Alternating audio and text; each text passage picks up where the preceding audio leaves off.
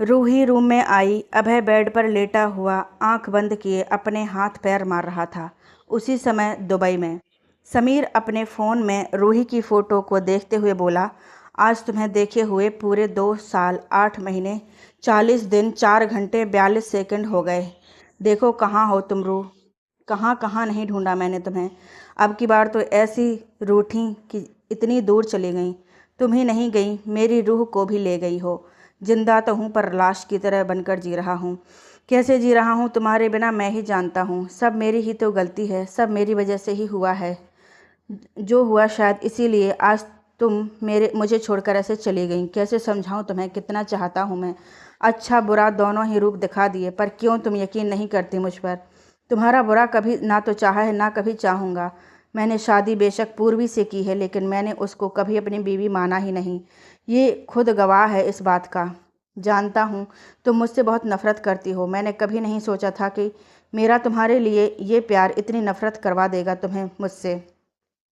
तुम्हें लगता है कि पूर्वी के साथ जो हुआ वो सब मेरी वजह से हुआ, पर वो तो बस एक इत्तेफाक था। ना कभी मैंने उसे चोट पहुंचाने के बारे में सोचा और ना कभी मैं ऐसा करूंगा। ऐसी हरकत मैंने तो उसे कभी आंख उठाकर भी नहीं देखा, तो उसे खुद दुख कैसे दे सकता हूँ। वो मेरा बहुत ख्याल करती है, तुम्हारी तरह बहुत प्यारी है वो भी। पर क्या फ़ायदा, उसको तो मैं कभी वो दर्जा दे ही नहीं पाऊंगा जिसे वो डिज़र्व करती है। तुम्हें क्या लगता है कि मैंने उसका हाथ जलाया, मैंने उसे सीढ़ियों से गिराया? नहीं, मैं कैसे इतना गिर सकता हूँ। सब बस एक इत्तेफाक थे और उस इत्तेफाक का मैंने फ़ायदा उठाया, बस ये सोचकर कि काश तुम मेरे पास आ जाओगी। पर तुम पास तो आना मुझसे इतनी दूर चली गई। कहते हुए उसने अपना ड्रिंक का गिलास उठाया और एक घूंट भरा। उसकी आंखों में आंसू थे। इतना तो तुम जानती हो अपने समीर को। अगर सही मायने में देखा जाए तो गलत तो तुम्हारे साथ किया है मैंने, तुम्हें ब्लैकमेल करके। तो गुस्सा भी तो तुम्हारा ही था, तुम पर ही उतरता। नहीं बर्दाश्त कर सकता मैं तुम्हें खुद से दूर जाते हुए, किसी और का तुम्हें होते हुए। तुम सिर्फ मेरी हो रूह, सिर्फ मेरी। इधर रूही अभय के सर पर जैसे ही पानी की पट्टी रखने को हुई, तभी उसकी नज़र टेबल पर रखे खाने और दवाई पर गई, जो ऐसे के ऐसे ही थे। शायद अभय ने खाना तक नहीं खाया था, इतने लापरवाह हैं। अभय की आंख खुली तो उसने रूही को अपने पास देखा तो गुस्से से बोला, कहा था ना दूर रहो, फिर यहाँ क्यों आई हो, जाओ यहाँ से। रूही को अभय के गुस्से से कोई फर्क नहीं पड़ रहा था। उसने अपना हाथ बढ़ाया और कपड़ा पानी में भिगोया। कहा ना जाओ, हाथ जोड़ता हूँ तुम्हारे, कहीं नहीं जा रही मैं, समझे। बेशक आप कितना भी गुस्सा कर लो, ये सब जब मेरी वजह से हुआ है तो अब ठीक करने की भी मेरी ही रिस्पॉन्सिबिलिटी है। तुम्हारी वजह से कैसे? अगर मैं चुपचाप गाड़ी में बैठ जाती तो ना आप भीगते और ना ये होता। आपने अब तक कुछ खाया भी नहीं और दवाई भी ऐसे ही रखी है, चलो उठो। कहते हुए वो अभय को उठाने लगी। अभय ने हाथ झटकते हुए कहा, कहा ना दूर रहो, समझ नहीं आता, जाओ यहाँ से। ठीक है, तुम यही चाहते हो ना तो मैं चली जाऊँगी। तो पहले खाना खाकर दवाई ले लो, फिर मैं चली जाऊँगी। नहीं मानोगी ना, तो ठीक है, कहकर उसने गुस्से से प्लेट उठाई और खाना खाया और दवाई लेकर कहा, अब जाओ यहाँ से। ले ली ना दवाई? रूही ने बड़बड़ाते हुए कहा, एक तो जंगली की केयर करो, ऊपर से एटीट्यूड तो देखो कैसे चिल्ला रहा है। रूही, ये तेरी केयर के लायक नहीं है। अभय ने कहा, कुछ कहा तुमने? नहीं, कुछ भी तो नहीं, कहते हुए वो गुस्से से अपने रूम में आ गई। सुबह रूही उठी तो उसकी नज़र कैलेंडर पर गई, जिसे देखकर उसको दिलजीत की याद आ गई और वो बेड पर लेटे हुए ही सोचने लगी, जानती हूँ भैया आप मेरे लिए कितने परेशान होंगे, पर आपको मैं कुछ बता भी तो नहीं सकती। पता है जब आपको पता चलेगा तो बहुत गुस्सा होंगे आप मुझ पर पूर्वी दी के लिए अब तो मुझे वो भी मंजूर है। वो सोच ही रही थी कि उसके कानों में दरवाज़ा बजने की आवाज़ आई। रूही ने दरवाजे की तरफ देखा तो अपने आंसू पोंछते हुए बोली, अरे अंकल जी आप। बेटा तुम रो रही हो? नहीं अंकल। अरे बताना, किसी किसी ने कुछ कहा है? अभी क्लास लगाता हूँ। कुछ नहीं कहा अंकल, वो बस घर वालों की याद आ रही थी। तो बेटा उनसे मिल क्यों नहीं लेती? नहीं अंकल, बस इतना समझ लो कि जो कर रही हूँ उनकी भलाई के लिए ही कर रही हूँ। अच्छा, कहते हुए उन्होंने उसके सिर पर हाथ रखा और कहा, अच्छा ये बताओ आज से ऑफिस ज्वाइन कर रही हो ना तुम? नहीं अंकल, मैं इतनी बड़ी रिस्पॉन्सिबिलिटी नहीं ले सकती। वैसे भी अभय जी तो अब आ ही गए हैं, वो सब संभाल लेंगे। अरे बेटा, वो संभालता तो बात ही कुछ और होती। खैर तुम्हें फोर्स नहीं करूँगा, तुम्हारा जो मन करे वो करो। वैसे तुम्हें मैं नाश्ते के लिए बुलाने आया था, आज आई नहीं अब तक। चंदू भी सो रहा है, उसे जगाना सही नहीं, पर तुम तो चलो। जी अंकल आप चलो, मैं आई। रूही नीचे आई और टेबल पर बैठकर नाश्ता करने लगी। तभी अभय भी कुछ देर बाद आ पहुंचा। अभय जैसे ही वहाँ आया तभी गायत्री एकदम से खड़ी होकर उसकी तरफ आकर उसके पास चिंता जताते हुए कहने लगी, देखा चंदू तू ठीक है ना। कहकर कभी वो उसके हाथ को देखती तो कभी उसके चेहरे पर। उसके बाद गायत्री ने कहा, शर्ट खोल अपनी, तेरी कमर तो चेक करूं कि निशान तो नहीं है। अगर नहीं गए तो डॉक्टर के पास चलेंगे। तू तो कहेगा नहीं। अभय ने शर्ट का सुनते ही रूही की तरफ देखा जो गायत्री की कही बात पर मन ही मन मुस्कुरा रही थी। अब आया ना ऊँट पहाड़ के नीचे, मुझ पर तो बहुत चिल्लाए थे रात में। अब देखो कैसे हैंडल करेंगे। अब देखूं कैसे हैंडल करेंगे। गायत्री ने अभय को कुछ नहीं बोलता पाकर अपना हाथ उसकी शर्ट की तरफ बढ़ाया। तभी वो बोला, अरे मम्मी क्या कर रही हो, अब मैं बच्चा थोड़ी हूँ। मतलब क्या है तेरा। और कान खोल के सुन ले चंदू, कितना भी बड़ा हो जा मेरे लिए तो हमेशा बच्चा ही रहेगा। और अब एक शब्द नहीं, जो कहा वो कर दिखा। अरे मम्मी क्यों मेरा मजाक बना रही हो। कहकर उसने रूही की तरफ इशारा किया। मैंने कहा ना मैं ठीक हूँ। गायत्री जी। गायत्री भी आज कहाँ मानने वाली थी। वो बोली, अच्छा तो तू रूही से शर्मा रहा है। इसमें शर्म वाली कौन सी बात है। वो भी तो इसी घर की मेंबर है, बाहर की थोड़ी है। हाँ होगी पर है तो लड़की ही ना। माँ आप भी ना। मैं ठीक हूँ, पापा समझाए ना आप माँ को। विराट जो अब तक गायत्री और अभय को देखकर अपनी हंसी रोके बैठे थे अब एकदम से फूट पड़ी। वो हंसने लगे। रूही भी उनका साथ देने लगी। अभय अब झेप गया। अरे गायत्री जी आप ये सब छोड़िए। जब चंदू कह रहा है कि वो ठीक है तो ठीक होगा। हाँ देखो यही तो कह रहा हूँ मैं तब से। ये कहते हुए वो ब्रेकफास्ट के लिए बैठ गया और बैठते हुए बोला, क्या बना है आज ब्रेकफास्ट में। आज तेरे फेवरेट आलू के पराठे। वाह। कहकर वह उसने फटाफट प्लेट में पराठे रखे और उन्हें मज़े लेकर खाने लगा। वहाँ बैठी रूही, विराट और गायत्री उसको एकटक देखे जा रहे थे। तभी विराट ने कहा, अरे आराम से। अरे पापा आप तो जानते हैं ना कितने फेवरेट है मेरे, और वैसे भी घर के खाए तो सालों हो गए अब तो। तेरा ये बचपन पता नहीं कब जाएगा। कहकर वो मुस्कुराने लगे। तभी विराट ने रूही से पूछा, अच्छा बेटा तो क्या सोचा है तुमने जॉब के लिए। अंकल मेरी एक जगह बात हो गई है, बस आज से ही ज्वाइन करना चाहती हूँ। क्यों, तुमसे तो कहा था ना कि तुम यहाँ से कंपनी में काम करोगी फिर। गायत्री ने पूछा, नहीं आंटी जी मैं अपने बलबूते पर सब करना चाहती हूँ। तभी विराट ने अभय से कहा, और साहबजादे आपका क्या ख्याल है, अब आप हमारे साथ काम करेंगे या नहीं। नहीं पापा मैं आपको कितनी बार पहले भी तो बता चुका हूँ, फिर दोबारा यही सवाल। गायत्री ने कहा, बेटा तू ये बता आखिर कब तक तेरे पापा उस कंपनी को अकेले संभालेंगे। अब उनकी भी तो उम्र हो गई है। माँ मुझे कुछ टाइम चाहिए बस। कितना और टाइम। विराट गुस्से में बोले। गायत्री ने कहा, अरे आप इतनी ज़ोर से मत बोलें, आपकी हेल्थ के लिए सही नहीं है। गायत्री अब तुम ही बताओ क्या करूं मैं। एक बेटा दिया भगवान ने, वो भी किसी काम का नहीं। औलाद होती है माँ बाप का भार हल्का करने के लिए, लेकिन हमारा सपूत तो पता नहीं क्या करेगा। अब और बहस नहीं करना चाहता था, इसलिए वो अपना नाश्ता प्लेट में छोड़कर खड़ा हुआ और बोला, मैं इसीलिए यहाँ नहीं आता, बस आपका यही ड्रामा चलता है। कहकर वो वहाँ से चला गया। गायत्री उसे आवाज़ देती रह गई, अरे नाश्ता तो खाकर जा। अभय ने कुछ नहीं कहा और तेज कदमों से गेस्ट रूम की तरफ बढ़ गया। इधर विराट उसके बिहेवियर से गुस्से में बोले, देखा कैसे जवाब देकर गया है। रूही ने कहा, अंकल जी आप गुस्सा मत करो, ये आपके लिए सही नहीं है। तभी गायत्री ने कहा, रूही तुम ये नाश्ता उसके पास ले जाओ, तब तक मैं विराट जी को संभालती हूँ। रूही ने चुपचाप हामी भरी और प्लेट में एक और पराठा रखा और उसके रूम की तरफ बढ़ गई। इधर गायत्री ने कहा, आप इतना गुस्सा क्यों करते हैं, एक ही तो बेटा है अपना। तो क्या करूं, तुम तो जानती हो ना कंपनी का हाल कैसा चल रहा है। मुझे भी अब किसी के सहारे की ज़रूरत है। मैं किसी और से ही क्या ही उम्मीद करूं जब मेरा बेटा ही मेरा साथ नहीं दे रहा। बोलो। इधर रूही ने दरवाज़ा खटखटाया पर कोई जवाब नहीं दिया गया। रूही ने कहा, अब मैं अंदर आ रही हूँ। कहकर वो रूम में आई। वहाँ कोई नहीं था। वो बालकनी में चली गई। वह अभय बालकनी में वहाँ खड़ा बाहर की ओर निहार रहा था। तभी रूही ने कहा, नाश्ता मुझे नहीं करना। नाश्ता कर लो तो अभय ने कहा, मुझे नहीं करना, ले जाओ इसे। नाश्ते से कैसा गुस्सा। कहकर वो प्लेट लेकर आगे बढ़ी। तभी अभय ने गुस्से में प्लेट को हाथ मारते हुए कहा ना नहीं करना, समझ नहीं आता। कोई मेरी बात समझता क्यों नहीं है। सब अपनी थोपने पर आ जाते हैं। समझा समझा कर थक चुका हूँ। आखिर मैं अपनी ज़िंदगी का कोई फैसला क्यों नहीं ले सकता। मेरी ज़िंदगी पर क्या मेरा कुछ हक नहीं है। अभय की गुस्से से आंखें लाल हो चुकी थीं, या शायद ऊपर आने के बाद रोया भी था। उसको ऐसे देखकर रूही को भी बुरा लग रहा था, पर अब उसे उस पर गुस्सा भी आ रहा था, क्योंकि बाकी सब तो ठीक है, पर खाने की प्लेट फेंक कर अभय ने सही नहीं किया था। रूही ने नीचे गिरे पराठे समेटते हुए प्लेट उठाई और उससे बोली, आप जब किसी की हालत खुद नहीं समझते हो तो आप किसी और से उम्मीद कैसे कर सकते हो कि वो आपकी हालत समझे। और रही बात अंकल और आंटी की, तो उनसे ज़्यादा आपके बारे में और कोई सोच नहीं सकता। आपको उनसे ऐसे बात नहीं करनी चाहिए थी।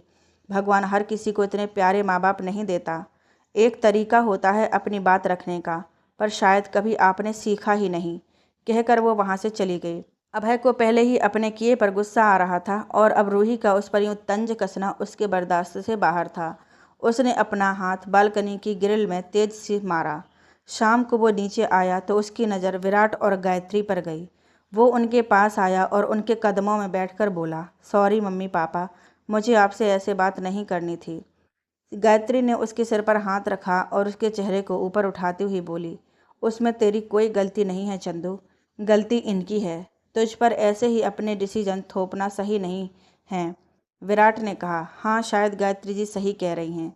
अभी विराट का हाथ अपने हाथों में लेकर बोला, पापा आप यही चाहते हैं ना कि मैं आपके साथ काम करूं? तो ठीक है, लेकिन बस 3 मंथ का टाइम और उसके बाद मैं आपके साथ काम करने लग जाऊंगा। पक्का? बस 3 मंथ ही ना? 3 क्या, तू 4 ले ले, पर ऑफिस आ। थोड़ा आराम करना चाहता हूँ मैं अभी। अब हाँ पापा, विराट ने उसे गले लगाया और कहा, ये हुई ना बात। आप मेरे बिहेवियर से गुस्सा तो नहीं हैं? नहीं बेटा, माँ बाप भी क्या कभी बच्चों से गुस्सा होते हैं? अरे ये रूही कहाँ है? वो तो अपने काम से बाहर गई है, लेट ही आएगी कहकर गई थी। क्यों, तुझे कुछ काम है? नहीं कुछ खास नहीं, बस ऐसे ही पूछ रहा था। उसने मन में कहा, जब आ जाएगी उससे भी सॉरी बोल दूंगा। शाम को अभय पार्क में चेयर लगाकर अपने लैपटॉप पर कुछ काम कर रहा था, पर उसका ध्यान बार बार गेट पर ही जा रहा था। वो रूही के आने का वेट कर रहा था। तभी उसकी नज़र एक कार पर गई, जिसमें से उसने देखा कि ईशांत, जो दूसरे साइड से आकर कार का दरवाज़ा खोला, तो फिर उसमें से रूही उतरी। ईशांत को देखकर उसका भेजा सनक गया। वो अनजाने से एहसास का शिकार हो रहा था। दिल में जलन का एहसास उसके चेहरे पर साफ दिख रहा था, लेकिन फिर भी उसने खुद को संभाला। रूही ईशांत से कुछ कहने के बाद उससे बाय करके आगे बढ़ी। ईशांत वहां से चला गया। तभी अभय लैपटॉप को चेयर पर रखकर गेट की तरफ बढ़ गया और रूही तक पहुंचकर उसका रास्ता रोककर खड़ा हो गया और कहने लगा, तो ये था तुम्हारा ज़रूरी काम, अपने बॉयफ्रेंड के साथ बाहर लॉन्ग ड्राइव पर घूम कर आना, हाँ? रूही ने उसकी बात का कोई जवाब नहीं दिया और वो साइड से आगे निकलने लगी। अभय फिर उसके सामने आकर गुस्से से बोला, तुमसे बात कर रहा हूँ, जवाब दो।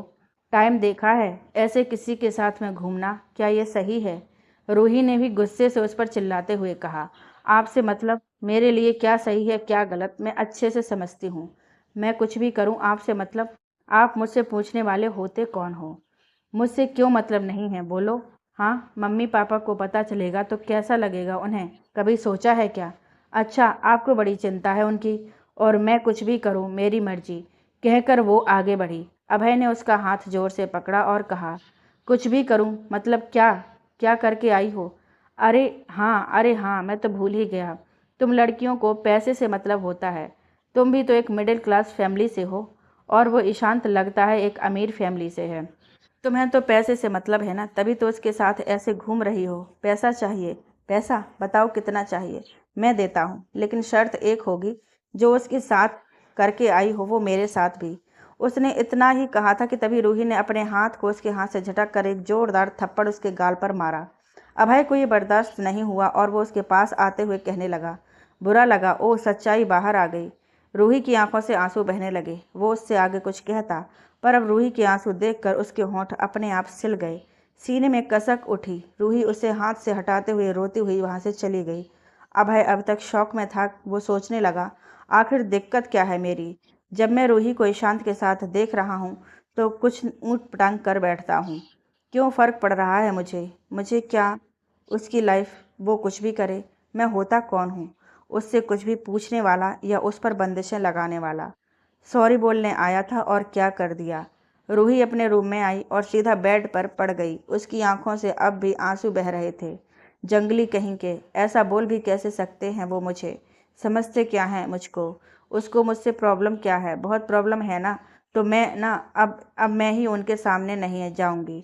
रात को अभय डाइनिंग टेबल पर बैठा मम्मी पापा के साथ रूही का वेट कर रहा था। तभी उन्होंने खाना शुरू किया।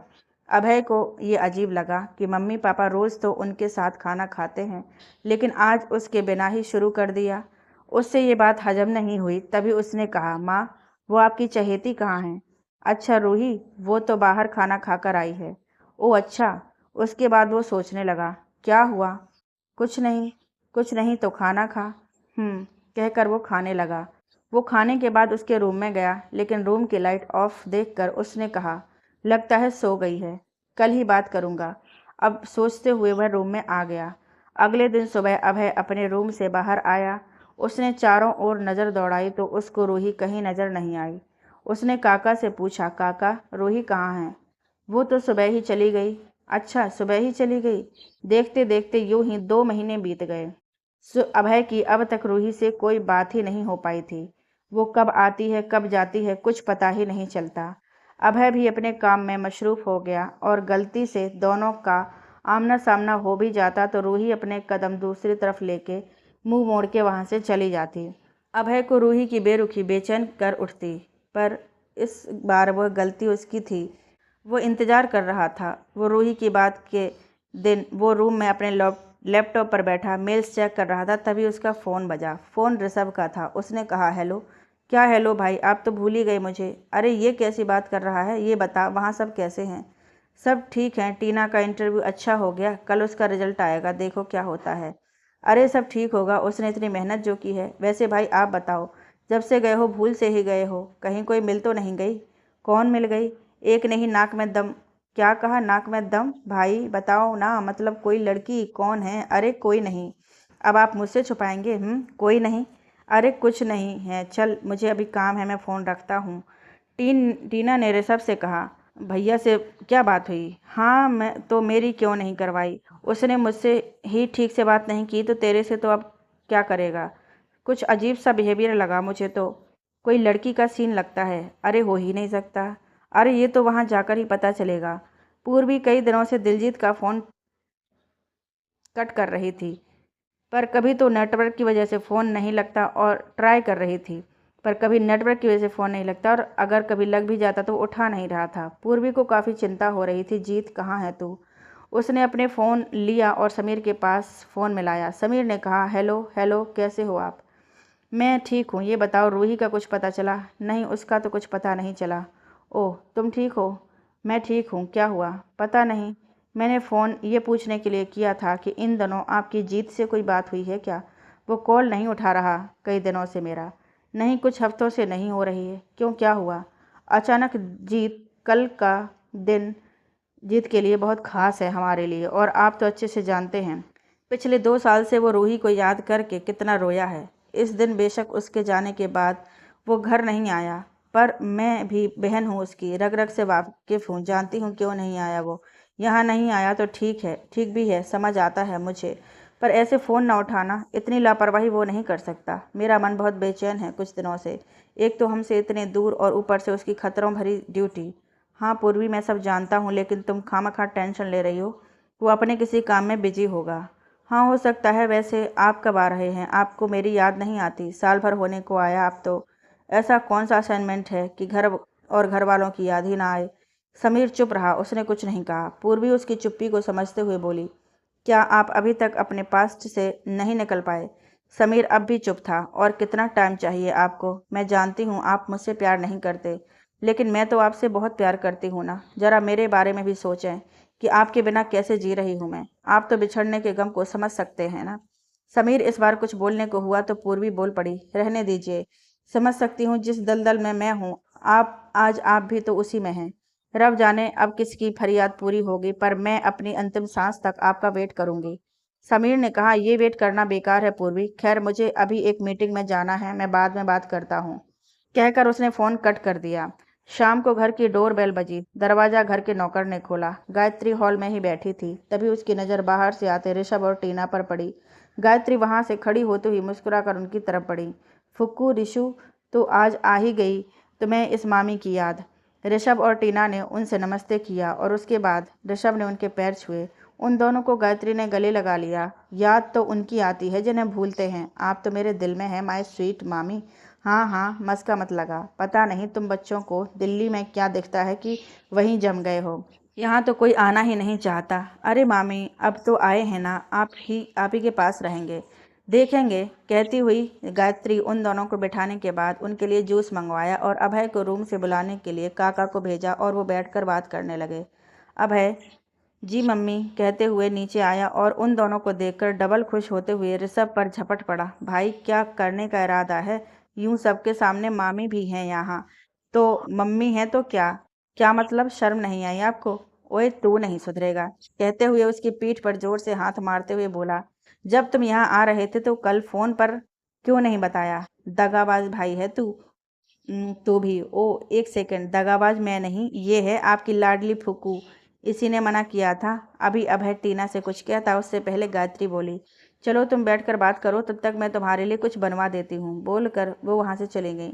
भैया, कोई गलत इरादा नहीं था, वो तो बस हमने सोचा क्यों ना सरप्राइज़ दें आपको। वैसे भी आप तो हमें भूल ही गए। यहाँ आके तो हमने सोचा क्यों ना हम ही मिल लें चल चल के। ये तो बहुत अच्छा किया, सच में बहुत मिस कर रहा था तुम्हें। नहीं भाई, ये तो साफ साफ बटरिंग है। हम नहीं आएंगे आपकी चिकनी चुपड़ी बातों में। टीना, तुझे पता है, मिस तो ये हमें तब करते जब खुद फ्री होते। मतलब आप यहाँ कहाँ बिजी हैं, सब पता है मुझे। जो अब आप दिल्ली का रास्ता भूल गए। क्या क्या पता है तुझे? मतलब कुछ भी। फुकू, तुझे तो पता है ना आजकल ऐप के लिए कितना बिजी हूँ, बस उसी के चक्कर में हूँ। और ये पता नहीं क्या क्या। नहीं मतलब अगर बात ऐप तक सीमित होती तो ठीक है, नहीं तो हम हैं ना, पता लगा ही लेंगे। टीना अपने फ़ोन की तरफ बार बार नज़र नीचे ऊपर करती हुई नाखून चबा रही थी। तभी उसको ऐसा करते देख अभय ने कहा, फुकू, क्या हुआ तुझे जो इतनी नर्वस लग रही है? और फ़ोन में ऐसा क्या है जो बार बार ऑन ऑफ कर रही है? घर की दोबारा डोरबेल बजी। दरवाज़ा खुलते ही रूही अंदर आई और उसकी नज़र अभय पर पड़ी जो किसी के साथ बैठा था। रूही ने ज़्यादा ध्यान नहीं दिया।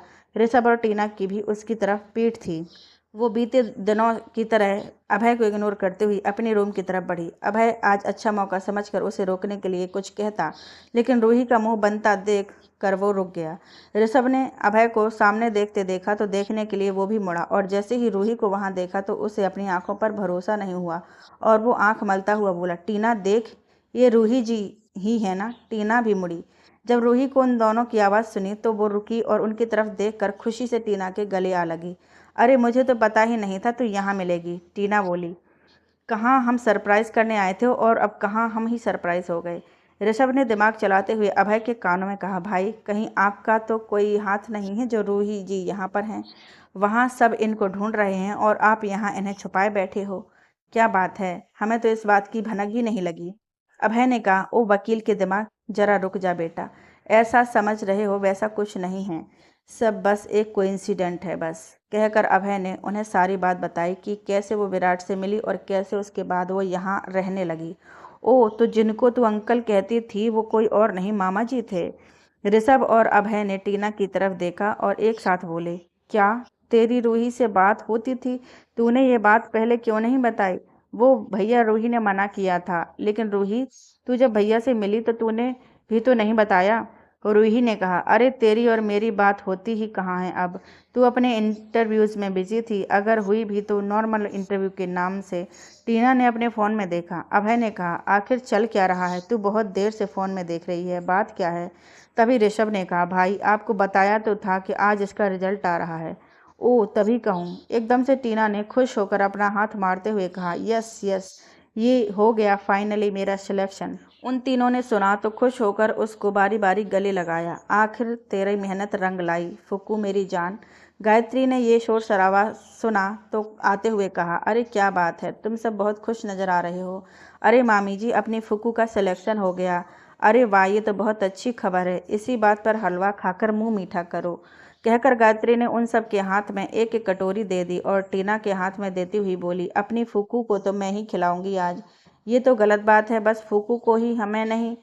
भाई, आज उसका दिन है, पर ऐसे मुंह मत लटकाओ, तुम्हें भी खिलाती हूँ, रुको। कहते हुए उन्होंने बारी बारी से सबको खिलाया। उसके बाद वो दोबारा किचन में चली गईं।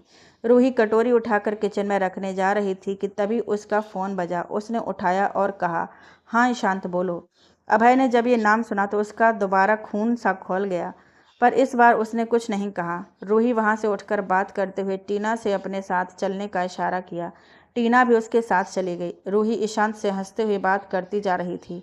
तभी ऋषभ ने कहा, भाई ये क्या सीन है? ये ईशांत नाम का प्राणी कौन है और आपकी शक्ल ऐसी क्यों बन गई है? बात क्या है? मुझे क्या पता, यहाँ कोई सीधे मुंह भी बात नहीं करता। पता नहीं किस बात की अकड़ है कुछ लोगों में यहाँ। इधर ईशांत से बात होने के बाद टीना ने पूछा, ये ईशांत कौन है जिससे इतना हंस हंस कर बात कर रही थी मैडम, और हमें कोई खैर खबर ही नहीं? अब बताएगी भी, या बताने लायक कुछ होता तो तुझे नहीं बताती? तुझसे मैंने कभी कुछ छुपाया है क्या? He is just a friend, that's it's. अच्छा जी, पक्का फ्रेंड ही है ना, या कुछ और? अब तू भी अपने भैया की तरह शुरू मत हो। पता नहीं भाई ने ऐसा क्या कर दिया। वो एकदम लपक कर बोली, उनका तो तू नाम मत ले। ये पूछ क्या नहीं किया, मतलब कितनी अकड़ लिए फिरते हैं। देखना, कल को ही कहीं उसी के नीचे दबे ना मिलें। कल कहीं उसी के नीचे अकड़ के नीचे दबे ना मिलें। हाँ हाँ, वेरी फनी। सीधे सीधे बात, भैया का मजाक बनाना बंद कर। मुझसे कहते हैं मुझ में खोट है, अमीरों के पैसों के लिए लड़के फंसाती फिरती हूँ। गजब ही हैं वो और उनकी सोच, इसलिए मैंने तो बात ही करनी बंद कर दी। नीचे ऋषभ ने अभय की बात पर कहा, क्या बात करनी ही बंद कर दी आपसे?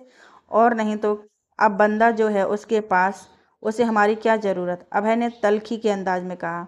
ऊपर रूही अभय की नकल निकालते हुए बोली, ईशांत को मेरा बंदा बताते हैं तो पूछ मत क्या क्या नहीं बोला मेरे बारे में। तू उनको छोड़, और नहीं तो बंदा है वो उसका, नहीं तो कौन आधी आधी रात को घर छोड़ने आता है? नहीं तू ही बता, ऐसे कैसे किसी लड़की को आधी रात को छोड़ने आएगा? उसका भी तो कोई मतलब निकल रहा होगा ना उससे। भाई मुझे ऐसे क्यों लग रहा है कि आपको जलन हो रही है? जलन? और वो मुझे क्यों होगी? नहीं, वो है ही कौन मेरी? न रिशु, तो तू ही बता, क्या लेना देना है मेरा उससे? वो तो पता नहीं मुझे, पर कुछ तो सीन लग रहा है बीड़ू। ओह प्लीज़ छोड़ तू उसे। तू बता, घर में बुआ फूफा जी कैसे हैं? सब ठीक हैं? आपको याद करते हैं, पर याद तो कोई और भी करता है। कौन? कौन? आपकी ईशा आपके बारे में अक्सर पूछती रहती है।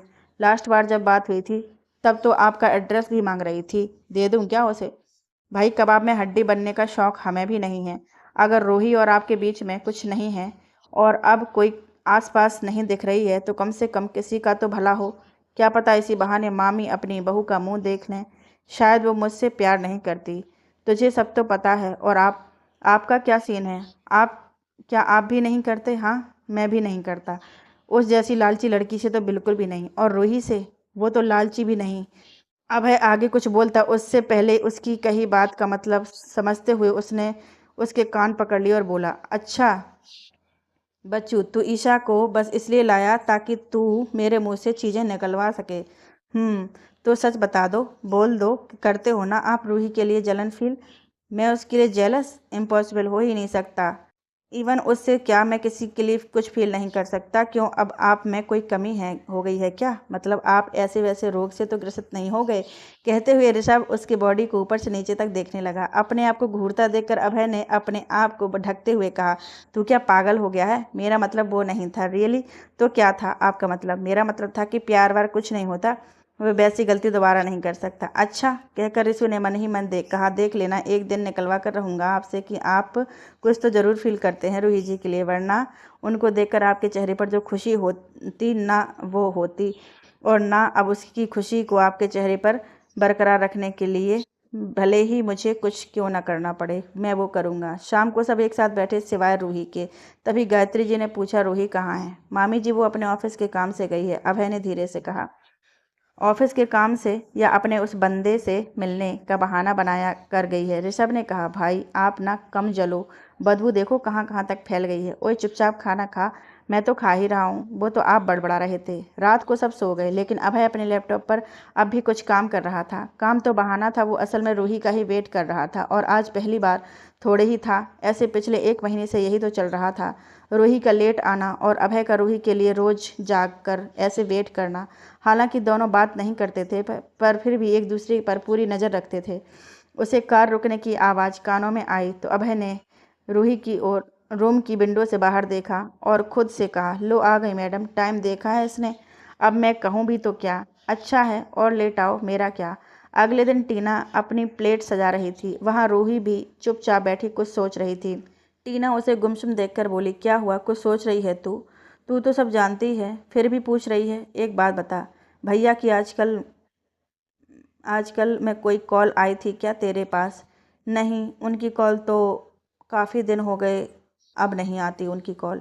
आज मुझे भैया की बहुत याद आ रही है, दिल बैठा जा रहा है, पता नहीं क्यों। तो कर लेना बात, तू करना भैया के पास फ़ोन। मैं? अच्छा ठीक है, मिला रही हूँ। मुंह मत लटका, अभी करती हूँ, कहकर उसने दिलजीत को फ़ोन लगाया, पर उसका नंबर बंद आया। रूही ये सुनते ही, भैया का नंबर बंद है, पर क्यों? ऐसा तो तभी होता है जब वो किसी मिशन पर होते हैं। हो सकता है तू दी के पास कॉल कर। दी के पास? हाँ प्लीज़, मुझे बहुत टेंशन हो रही है, अजीब सा लग रहा है। रुक, कर रही हूँ, कहकर उसने कॉल किया। उधर पूर्वी ने कॉल रिसीव किया। हेलो। रूही ने ये आवाज़ बहुत दिनों बाद सुनी थी। आवाज़ सुनते ही एकाएक उसकी आंखों से आंसू बहने लगे। हेलो दी, कैसी हैं आप? मैं तो ठीक हूँ, तुम बताओ, तुम्हें रूह के बारे में कुछ पता चला क्या? इसलिए तुमने फ़ोन किया है ना? टीना ने रूही की तरफ फ़ोन करके उससे बात करने का इशारा किया, पर रूही ने ना में गर्दन हिलाई। नहीं दी, मुझे कुछ पता नहीं चला। और आपको? नहीं टीना, ये रूह की परेशानी कम थी जो अब ये दिलजीत। रूही ने दिलजीत सुना तो टीना से सारे में पूछने के लिए कहा। उसके बाद टीना ने कहा, क्या हुआ उनको? वो तो सही है ना? उनका पता है कुछ? पता नहीं कहाँ है, उसका नंबर भी बंद आ रहा है कई दिनों से। पहले तो हर साल दोनों बात कर लेते थे, पर जब से रूह गई है तब से वो बहुत टूट चुका है। उसका फ़ोन आता है तो उसी के बारे में पूछता है, और अब तो देखो वो भी नहीं आ रहे हैं, और मैं मिलाती हूँ तो उठाता नहीं है। पिछले दोनों साल उसने रक्षाबंधन पर कॉल तो की थी, पर आज टेंशन हो रही है उसके बारे में सोचकर। कहते हुए पूर्वी भी रो पड़ी। पूर्वी की रोने की आवाज़ सुनकर रूह को बहुत बुरा लग रहा था। टीना ने तसल्ली देते हुए कहा, टेंशन मत लो दी, सब ठीक हो जाएगा। होप सो, यही यही हो। वैसे तुम्हारा इंटरव्यू कैसा हुआ? क्या हुआ? दी, मेरा सिलेक्शन हो गया है। ग्रेट, जानती थी तुम्हारी मेहनत रंग लाएगी। पार्टी तो बनती है। बिल्कुल दी, इंतज़ार रहेगा। वैसे अगर रूही होती तो सुनकर कितनी खुश होती ना वो भी। टीना ने रूही की तरफ देखते हुए कहा, हाँ दी, चल टीना, फिर बात करते हैं, अभी कोई दरवाजे पर है। ओके दी। टीना ने फ़ोन रखा और कहा, अब खुश है ना तू? दी से बात हो गई?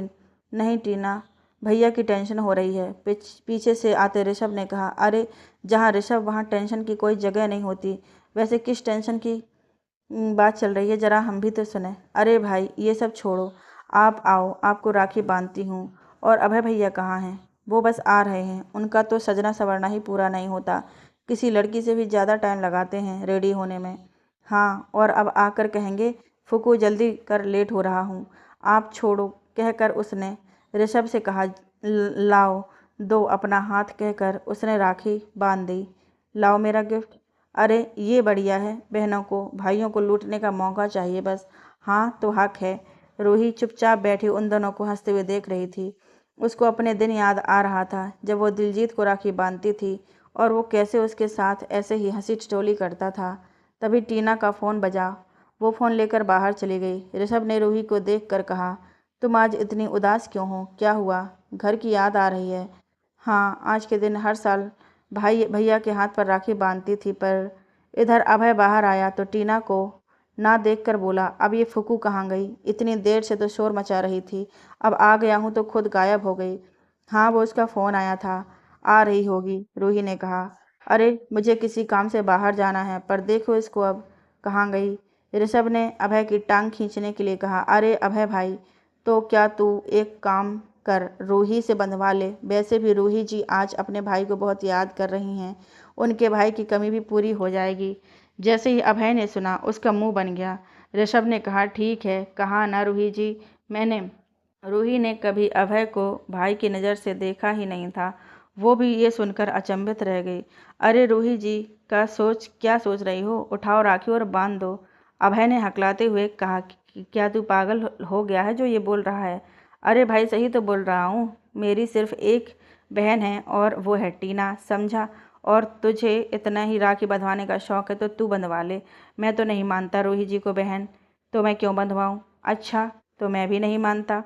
एकदम से ऋषभ ने एक सांस में कहा। तो क्या मानते हो? अभय ने कहा, मैं। फिर वो चुप हो गया। रूही ने टीना को देखकर कहा, लो आ गई टीना, बंधवा लो उसी से। कहकर वो अपने रूम में चली गई। अभय ने टीना की तरफ देखा और एक लंबी सांस ली और मन में बोला, आज तो बच गया, नहीं तो ये ऋषभ का बच्चा पक्का राखी बंधवा ही देता। टीना ने अभय को राखी बांधी और उसने इसको एक बहुत प्यारी वॉच गिफ्ट की। उसके बाद अभय भी काम के लिए निकल गया। शाम को विराट, गायत्री, रूही, टीना, ऋषभ बैठकर बातें कर रहे थे। अभय बाहर से आया और बोला, अरे यहाँ तो महफिल लगी हुई है, क्या बात है? जाकर वो भी उनके साथ बैठ गया। तभी रूही के पास एक कॉल आई। कॉल ईशांत की थी। अभय ने फ़ोन पर नाम फ्लैश होते देख लिया था। उसने मन में कहा, हाँ बस एक इसी की तो कमी थी। रूही ने एक साइड में जाकर बात की। थोड़ी देर में बाद वो वापस आई। अभय की नज़रें अब भी उसी पर थीं। उसने कहा, अंकल मुझे अभी ऑफिस के काम से जाना होगा और रात को आते आते 2 या 3 बज जाएंगे। बेटा इतनी देर? और समय देखा है, लगभग शाम होने को आई है। और इस टाइम? कल चली जाना। अंकल नहीं, बहुत इम्पोर्टेंट असाइनमेंट है, आज ही पूरी करनी है। पूरी करनी है। जाने वाला तो ईशांत था, पर उसको कुछ अर्जेंट काम आ गया तो अब मुझे जाना होगा। ज़रूरी है तो ठीक है, लेकिन तुम्हारा अकेले जाना ठीक नहीं। तुम एक काम करो, अभय या ऋषभ में से किसी एक को साथ ले जाओ। ऋषभ जैसे ही कुछ बोलता, अभय ने एकदम से कहा, मैं चले जाता हूँ, क्योंकि ऋषभ को कल वैसे भी वापस जाना है और वो थक जाएगा। ऋषभ ने मन में कहा, अच्छा बच्चू, सब समझ आ रहा है। कुछ देर बाद अभय और रूही घर से निकल गए। अभय ने गाड़ी स्टार्ट की। रूही ने ईशांत के पास कॉल की और उससे कहा, हेलो ईशांत, मैं घर से निकल गई, अब तुम सारी डिटेल्स मेल कर दो। उसने वहाँ से ओके कह दिया। उसके बाद रूही ने फ़ोन कट कर दिया। रूही विंडो से बाहर देख रही थी। तभी अभय ने कुछ सोचकर कहा, वैसे तुम्हारा बॉयफ्रेंड कैसा है, जो तुम्हारी बिल्कुल चिंता नहीं करता? देखो टाइम देखा है, जो तुम्हें अकेले भेज रहा है। रूही ने गुस्से में कहा, आपसे मतलब? ओह, अब एक तो तुम्हें थैंक यू बोलना चाहिए कि मैंने अपना आराम त्याग कर तुम्हारे साथ आया, और तुम उल्टा।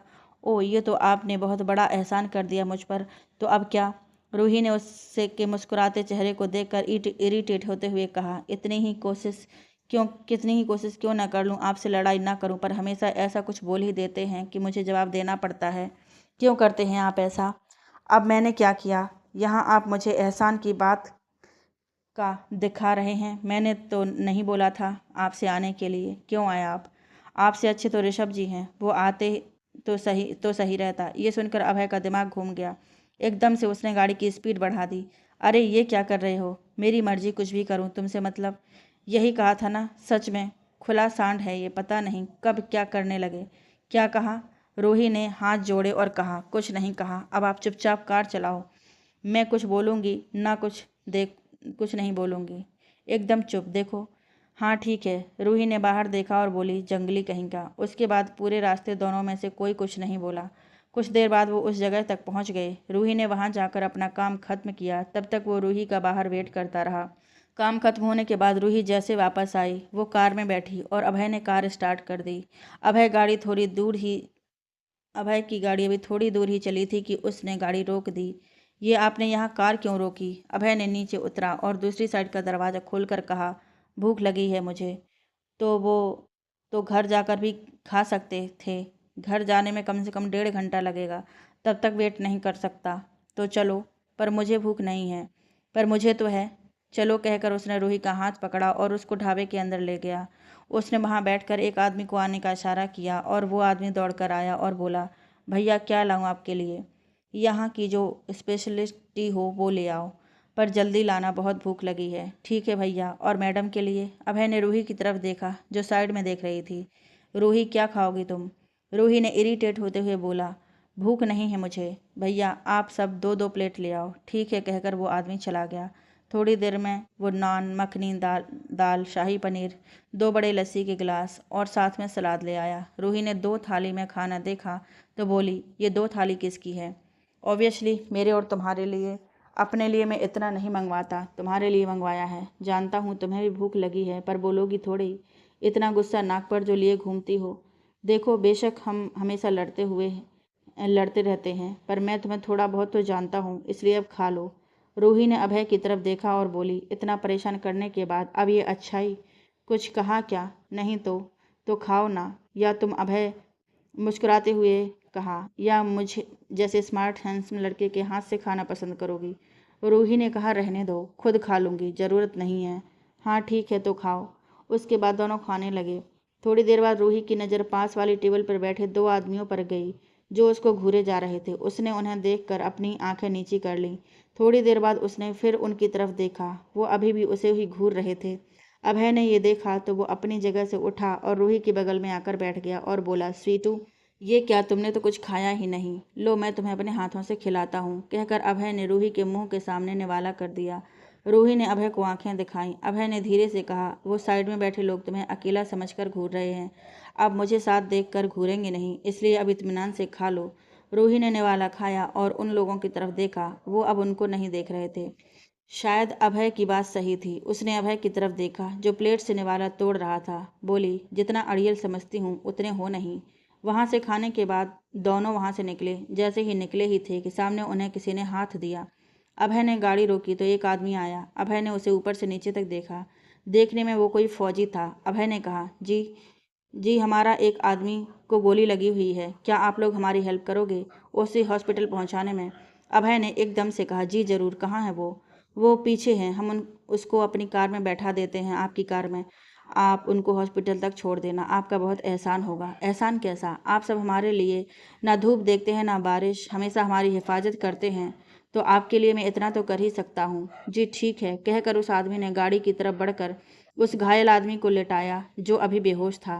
अभय गाड़ी चला रहा था। रूही उसको देखने की कोशिश कर रही थी पर देख नहीं पा रही थी। उसके बाद वो सोचने लगी, इनकी लाइफ भी कितनी डेंजरस होती है। सोचकर उसको दिलजीत की याद आ गई। बोली, पता नहीं जीत भैया कहाँ होंगे। अभय ने कुछ पलों में गाड़ी हॉस्पिटल के बाहर लगा दी। अभय ने रूही से कहा, रूही, मेरी थोड़ी हेल्प करवा देना उस आदमी को स्ट्रेचर तक ले जाने में। हाँ, कहकर वो दोनों पीछे की साइड में आए। वो इंसान पीठ के बल लेटा हुआ था और उसकी कमर पर गोली लगी हुई थी जिससे खून बह रहा था। अभय ने जैसे ही उसको पलटा, रूही ने एकदम से भरे गले से कहा, दिलजीत भैया। अभय ने ध्यान से देखा और बोला, हाँ, ये तो तुम्हारे भैया ही हैं, पर ये यहाँ कैसे? रूही ने रोते हुए दिलजीत की तरफ हाथ बढ़ाया। रूही ने उसे छूते हुए कहा, इन्हें अंदर ले चलो जल्दी। उसके बाद अभय और रूही दिलजीत को सहारा देते हुए हॉस्पिटल के अंदर ले गए। उन्हें अंदर वर्दी पहने फौजी दिखा जो बार्ड बॉय के साथ स्ट्रेचर लिए पहले ही रेडी था। उसने दिलजीत को देखकर कहा, सर। उन्होंने दिलजीत को स्ट्रेचर पर लिटाया। वहीं पास खड़े डॉक्टर ने बार्ड बॉय से बोला, इनको जल्दी से इमरजेंसी रूम में शिफ्ट करो। रूही सुनकर वहां खड़ी बस रो रही थी। रूही की ऐसी हालत देखकर फौजी समझ तो गया था कि ये दिलजीत को पहले से ही जानती हैं, और अब जब अभय से उसे पता चला कि रूही दिलजीत की बहन है तो उसने अंदाज़ा लगाया कि ये वही तो नहीं जिसकी वो इतने दिनों से तलाश कर रहा था। वो रूही के सारे जज्बात समझ रहा था। रूही के आंसू रुकने का नाम नहीं ले रहे थे। उसको दिलजीत से मिलने की खुशी तो थी, पर उसकी अभी की हालत देखकर वो कहीं ज़्यादा परेशान थी। साथ में उसे ये भी तो चिंता थी कि अब वो दिलजीत का सामना आखिर कैसे करेगी, कैसे जवाब देगी उन बातों का जिनसे वो इतने दिन से बच रही थी। क्या एक बार फिर भाग जाए यहाँ से? पर नहीं, इस बार उसका ईमान उसे यहाँ से जाने की गवाही नहीं दे रहा था। इसी बेचैनी में वो इधर से उधर चक्कर काट रही थी। अभय उसकी हालत देखकर उसके पास आया और उसके आंसू पोंछकर बोला, रूही, सब ठीक होगा, डोंट वरी। रूही ये सुनते ही एकदम से अभय के सीने से लग गई। अभय ने भी उसे बखूबी समझते हुए उसे सहारा देने के लिए उसके सिर पर अपना हाथ रख दिया। उसके आंसू अभय की शर्ट को भिगो रहे थे। उसका रोना इस समय उसके कलेजे को छलनी कर रहा था। वो उसको अपने सीने से लगाए हुए चुप कराने की कोशिश कर रहा था। उसने उसको अपने से अलग करके फिर एक पास वाली बेंच पर बैठाया। थोड़ी देर में डॉक्टर बाहर आए। रूही और अभय तुरंत अलग हुए। रूही ने कहा, वो भैया, वर्दी वाले इंसान ने कहा, अब सर कैसे हैं? देखिए, अभी कुछ कहा नहीं जा सकता। वैसे गोलियां तो निकाली जा चुकी हैं, लेकिन क्या डॉक्टर? लेकिन उनका खून बहुत ज़्यादा बह चुका है। उनका ब्लड ग्रुप ओ पॉजिटिव है, जो कि हमारे ब्लड बैंक में फ़िलहाल अवेलेबल नहीं है। हमने दूसरे हॉस्पिटल से अरेंज करने की कोशिश भी की, पर अभी तक कुछ। वर्दी वाले फौजी ने कहा, मैं भी देखता हूँ, अगर हमारे यहाँ किसी का ये ग्रुप हुआ तो। अभय ने एकदम से कहा, मेरा है ना। डॉक्टर ने कहा, दैट्स ग्रेट, लेकिन आपको कोई डिसऑर्डर तो नहीं है? नहीं सर। ओके सिस्टर, तुरंत ब्लड ट्रांसफ़र की तैयारी करो और आप मेरे साथ चलो, कहकर वो अभय को अंदर ले गया। थोड़ी देर बाद जब अभय आया तो रूही ने उसे देखकर कहा, भैया, हाँ वो ठीक हो जाएंगे, तुम टेंशन मत लो। इधर आओ, कहकर उसने उसको बेंच पर बैठाया और एक पानी का गिलास ले आया और बोला, इसे पी लो। रूही ने उसके हाथों से गिलास ले लिया। तभी रूही का फ़ोन बजा। रूही ने फ़ोन की तरफ देखा, कॉल रिसीव की थी। अभय ने कहा, तुम पानी पियो, लाओ मैं बात करता हूँ, कहकर वो फ़ोन लेकर चला गया। हेलो रूही जी, उधर से ऋषभ ने कहा। रूही नहीं, अभय बोल रहा हूँ। फ़ोन को कान से हटाकर वापस स्क्रीन पर नंबर देखकर ऋषभ बोला, मिला तो रूही जी के पास ही है, फिर भाई कैसे बात कर रहे हैं? वो फ़ोन को फिर कान से सटाकर बोला, आपके पास रूही का फ़ोन कैसे आया? क्या सीन है ब्रो? आप कम आंकने वालों में से नहीं हो, पर मेरी सुनता कौन है? ओए क्या बोल रहा है? टाइम देखा है आपने? सुबह होने को आई है। कहाँ है रूही जी? मानता हूँ आपको बाहर रहने की आदत है, अपनी तो परवाह थी ही नहीं, पर फिलहाल तो आपके साथ लड़की भी है, उसको तो टाइम पर घर ले आते। ज्ञानचंद्र जी, मतलब कहाँ से कहाँ, तू इतना कहाँ से लाता है इतना ज्ञान? तुझे मैं ही मिलता हूँ। एक मिनट चुप क्या रहा? तूने तो शुरू ही हो गया। छोटा है, छोटा ही बनकर रहे भैया, और क्या करूँ? नहीं तो आप बताओ, क्या कुछ गलत कहा मैंने? सुन, इससे पहले कि तेरे दिमाग में और कुछ आए, हम आ ही रहे थे कि, कहकर उसने सारी बात ऋषभ को बता दी। अच्छा ये बात थी, तो ये तो आपको पहले ही बता सकते थे आप। अब कैसे हैं वो? अभी कुछ नहीं पता, देखो ठीक है, घर पर मैं संभाल लूँगा। वैसे हो कौन से हॉस्पिटल में? बैटरी लो होने के कारण फ़ोन कट गया। अभय रूही के पास आया, तभी डॉक्टर बाहर आए। अभय ने पूछा, अब कैसे हैं वो? Everything is in control now, पर उनको कुछ टाइम अंडर ऑब्जर्वेशन में ही रखना होगा फ़िलहाल। कोई बात नहीं डॉक्टर, हम मिल सकते हैं उनसे? हाँ, लेकिन होश आने के बाद। जब तक आप यहीं वेट करो, हम इन्फॉर्म कर देंगे, कहकर डॉक्टर चला गया। अभय और रूही एक साथ बाहर बैठे थे। कुछ घंटे बाद नर्स ने आकर कहा, उन्हें होश आ गया। रूही भागी भागी अंदर गई। दिलजीत की आंखें बंद थीं। रूही के थोड़े पीछे अभय खड़ा था। वो जाकर एकदम से दिलजीत के सीने से लग गई और फूट फूट कर रोने लगी। दिलजीत ने आंखें खोलीं और रूही कहते ही शांत हो गया। रूही को बिलखता देखकर उसकी आंखों में भी आंसू आ गए। दोनों एक दूसरे के गले लगे रोए जा रहे थे। बोलना तो दोनों ही बहुत कुछ चाहते थे, पर अब दोनों के ही शब्द मुंह में जम गए। आखिर में जैसे ही रूही उससे अलग हुई, वो हिम्मत करता हुआ बेड पर बैठता हुआ बोला, तो आ गई आज इस भाई की याद? नहीं भाई, आपको मैं भूली ही कहाँ हूँ जो याद आती। फिर भी तूने कभी कांटेक्ट नहीं किया। ऐसा क्या हुआ जो अचानक तू ऐसे बिना कुछ कहे बिना बताए चली गई? कहीं हमारे प्यार में कुछ कमी तो नहीं रह गई थी? क्या कह रहे हो आप? ये सब छोड़िए और ये बताएं, ये सब कैसे हुआ? आपको गोली कैसे लगी? वैसे और ज़्यादा समझदार हो गई है। ये मत नहीं समझना कि मुझे नहीं पता कि तू बात बदल रही है। और ये गोली, ये लगना लगाना सब तो होता रहता है। फौजी की लाइफ चुनी है, गिफ्ट के तौर पर तो यही मिलती है। आप तो जम्मू में थे, फिर यहाँ राजस्थान में कैसे? एक मिशन के तहत आए थे। अच्छा ही है ना, देख कम से कम तू तो मिल गई यहाँ। पर तू यहाँ कैसे? सब मुझसे ही जानोगी कि खुद भी कुछ बोलोगी? भैया, ये सब बातें बाद में भी तो कर सकते हैं ना, अभी आप आराम करके, कहकर वो जाने लगी। तभी दिलजीत ने उसका हाथ पकड़ा और अपनी जेब से एक राखी निकाली और बोला, इसे नहीं बांधोगी? जानती है तूने मुझे रक्षा कवच नहीं बांधा तो देख मेरी जान पर आ गई। अब भी तू चाहती है कि मैं? नहीं नहीं भैया, कहकर उसने वो राखी उसके हाथ से ली और उसको बांध दी। दिलजीत ने कहा, इस टाइम मेरे पास तुझे देने के लिए कुछ नहीं है, इसलिए तेरा गिफ्ट पेंडिंग रहा मुझ पर। भैया, मुझे कुछ नहीं चाहिए, बस आप ठीक रहें, इसी तरह हमेशा मुस्कुराते रहें, यही मेरे लिए सबसे बड़ा गिफ्ट है। तू यहाँ कैसे आई? अब मुझे सच सच जानना है। पीछे खड़ा अभय भी तो जानना चाहता था कि जब वो अपनी फैमिली से इतना प्यार करती है तो उसे एकदम से छोड़कर कैसे आई? ऐसी क्या वजह थी? हाँ रूही, बोलो, पीछे से अभय ने भी कहा। दिलजीत की नज़र उस पर गई और बोला, ये यहाँ कैसे? भैया, यही तो आपको हॉस्पिटल लेकर आए हैं और इन्होंने ही आपको खून दिया है। वो तो ठीक है, पर तू इसके साथ कैसे, और तू यहाँ क्यों आई बिना बताए? रूही ने कहा। वो मैं भैया। हाँ रूही। पीछे से आकर किसी ने उसके कंधे पर हाथ रखा और कहा, रूह तू यहाँ? रूही पीछे मुड़ी तो उसने देखा सामने पूर्वी, सत्यम जी और साक्षी खड़े थे। वो एकदम से उनको देखकर शॉक में चली गई। उसको अंदाज़ा भी नहीं था यहाँ सबसे सामना हो जाएगा। आगे क्या होगा इस कहानी में जानने के लिए देखते रहिए कहानी का अगला भाग। तब तक के लिए धन्यवाद।